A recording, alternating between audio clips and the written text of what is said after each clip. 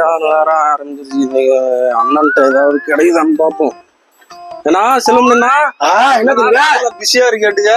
அவன் என்ன பண்ணுதுன்னா நல்லா இருக்குண்ணா. அப்புறம் ஈத் முபாரக்னா நீங்க வந்து ரம்ஜானா ஈத் முபாரக் ரம்ஜான் வாழ்த்துக்கள்ண்ணா. வாழ்த்துக்கள் நல்லபடியா போதான வியாபாரம்? நல்லா போகுதுங்க வியாபாரம். சரி, அதுக்கப்புறம் ரம்ஜானுக்கு எதுவும் ஒண்ணும் கிஃப்ட் இல்லையா? என்ன உனக்கு இல்லாத கிஃப்ட் இல்லடா? என்ன கடை எடுத்துக்கிறா? சரி, ஓகே. பேச்சு மாத்தா இருக்க கூடாது. இங்க பாரு, ஏடா கடை எடுத்துருவா? எல்லா பொருளும் எடுத்துருவா நீனா? என்ன கேட்கலாம்? எல்லா பொருளும் எடுத்துக்க. கடையை வாங்கிட்டு போறோம். சரி, பேச்சு மாத்த கூடாதுன்னா வாக்குன்னா வாக்கு சொன்னபடியாதான். சரி கண்ணே. சரியா? ஆமா, எடுத்து உனக்கு இல்லாத கண்ணே எடுத்துக்கண்ணே. எதை கேட்டாலும் கொடுத்துருவேன். எதெல்லாம் கொடுத்தாங்கண்ணே? சரி, ஓகே. எனக்கு இந்த கடையை நீங்க என் பேர்ல எனக்கு கொடுத்துரு, சொந்தமா கொடுத்துரு.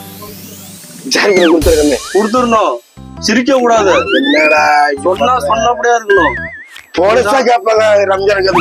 நீ கடையே கேக்குற இப்பெல்லாம் பிசின் பண்ற அதெல்லாம் முடியாது. வாக்குன்னா வாக்கு, பேச்சுன்னா பேச்சு. சுத்தமா ஒண்ணு பிரச்சனை எடுத்துடா, கடை எடுத்துடா. புரியுதா? ஒண்ணு பிரச்சனை.